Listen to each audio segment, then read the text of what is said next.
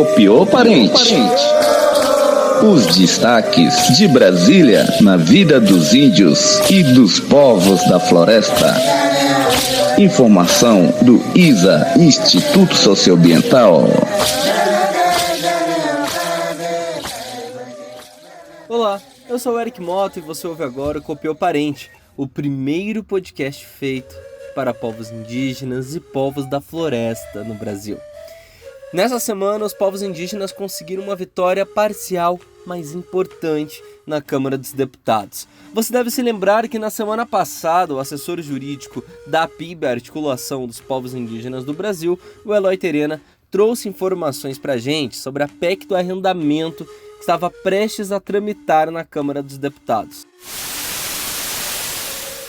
O que nos preocupa é justamente a PEC 343. Ela traz uma questão de regulamentar dentro das terras indígenas a parceria agrícola e pecuária.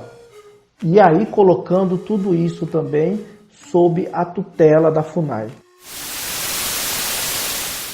Essa proposta de emenda à Constituição é o resultado da junção de dois projetos, a PEC 187 e a PEC 343. Essa segunda, a 343, traz os maiores perigos. Se aprovada como está, grande parte dos direitos das comunidades indígenas sobre suas terras simplesmente acabarão.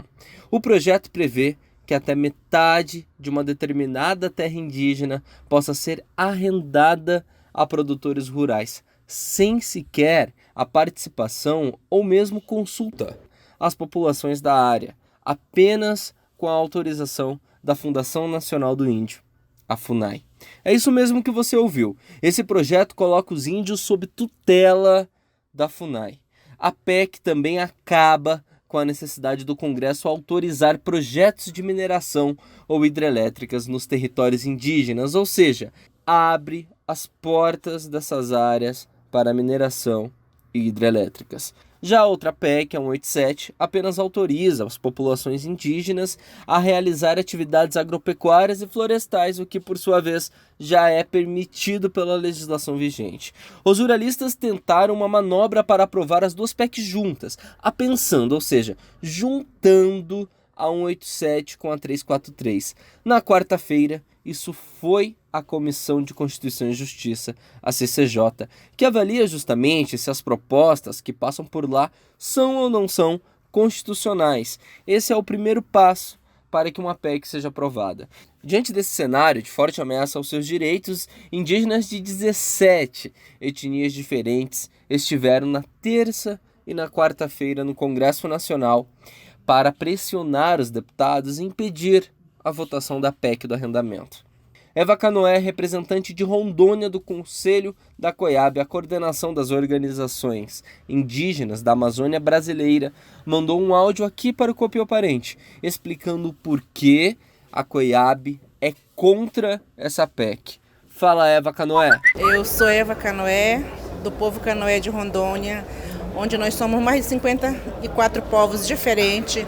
Estamos aqui numa delegação de 17 povos diferentes e eu sou membro do Conselho da COIAB, represento Rondônia no Conselho da COIAB e como COIAB eu quero dizer a todos os nossos parentes que nós não aceitamos essa PEC, infelizmente porque é uma PEC que vem para causar prejuízo aos povos indígenas. Na verdade, essa PEC é uma PEC suicida. E nós não precisamos de pessoas que decidam por nós. Nós somos capazes, como seres humanos, como cidadãos brasileiros, nós somos capazes de tomar as nossas próprias decisões. E é por isso que a COIAB, em nome da COIAB, nós não aceitamos essa PEC, nem a 187 e nem a 343. Copiou, parente?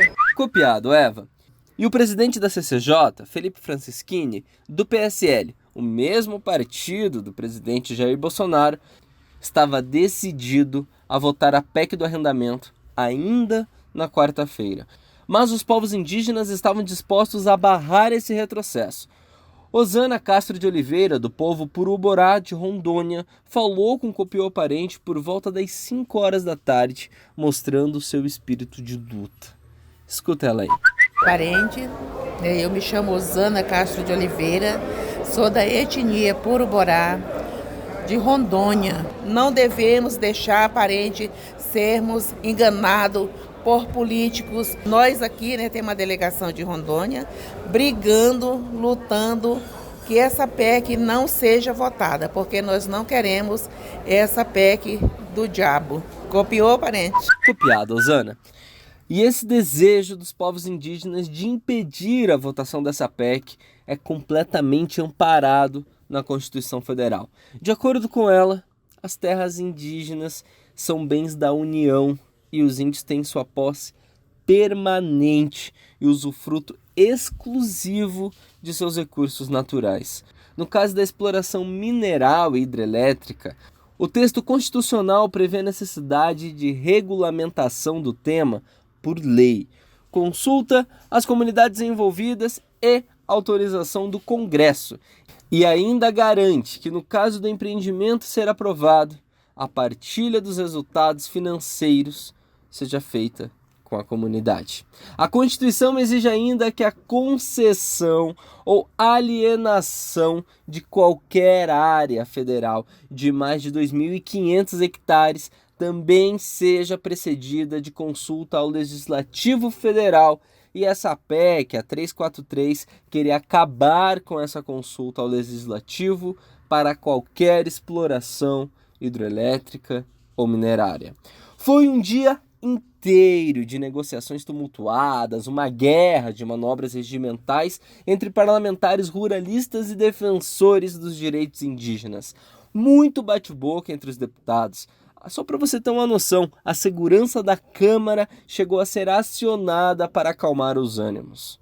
Era por volta das 11 horas da noite, quando finalmente foi anunciado um acordo. A PEC 343, que é a PEC que dá poder para afunar e arrendar as terras indígenas, será separada da PEC 187.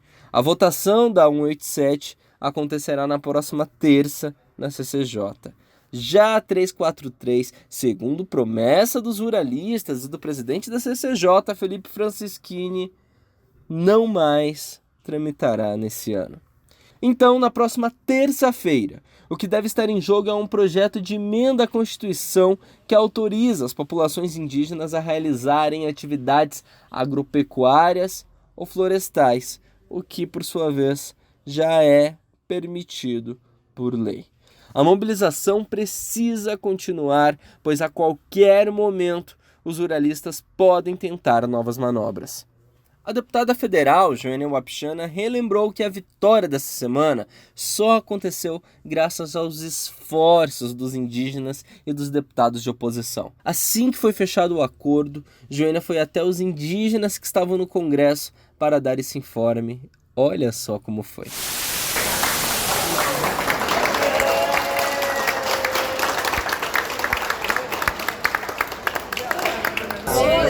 Nós conseguimos uma vitória, no sentido de tirar aquela PEC 343. Isso tem um significado muito importante para nós, que levava a mineração para dentro das terras indígenas.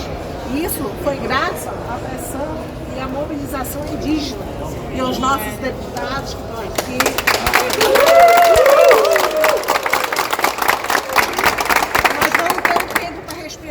Vocês sabem que nunca eles vão deixar a gente em paz. Mas nós estamos aqui com toda a força possível, vamos manter a vigília do dia a dia, não vamos ficar despreocupados, porque a pressão sempre teve e a gente tem resistido há mais de 509 anos. Então, gente, a luta continua e a gente vai estar fortes aqui. E nós estamos aqui ao seu lado. E a deputada federal Talíria Petroni do PSOL reforçou que essa vitória só foi possível graças à mobilização e pressão dos povos indígenas. Ouve a Talíria aí. A mobilização de vocês fez com que o monstro da mineração e a possibilidade da mineração avançar sobre as terras de vocês cessasse pelo menos esse ano. Com certeza, mesmo que parcialmente, é uma grande vitória no momento de tanto retrocesso para a vida dos povos indígenas. Estamos juntos, vamos seguir na luta.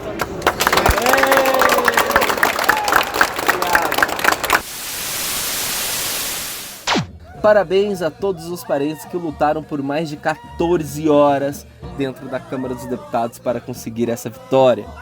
E terça-feira, dia 27, tem mais. E para fechar o Copiou de hoje, um informe rápido. Estão sendo organizadas nesta sexta manifestações em dezenas de capitais do Brasil e do mundo para protestar contra o desmonte da política ambiental do governo Bolsonaro. Na última segunda, dia 19, a capital do estado de São Paulo ficou às escuras, como se fosse noite, às 3 horas da tarde. Quando a chuva caiu, veio outra surpresa. A água era cinza, cor de chumbo, e o cheiro era de fumaça. Os especialistas afirmaram: a água da chuva estava com fuligem de queimadas. E o que estava queimando? As matas brasileiras. As queimadas no país aumentaram 82% em relação a 2018. Só para você ter uma ideia, de janeiro a agosto deste ano foram 76.720 casos de focos de incêndio. Os dados são do Instituto Nacional de Pesquisas Espaciais, o INPE. Questionado sobre o assunto, Bolsonaro se eximiu da responsabilidade e acusou as ONGs de estarem causando os incêndios. Ele não apresentou nenhuma evidência. As queimadas nos biomas brasileiros e a declaração do presidente foram manchetes no mundo inteiro. Esse é o motivo dos protestos desta sexta. O mundo está de olho e pedindo proteção para a casa dos povos da floresta.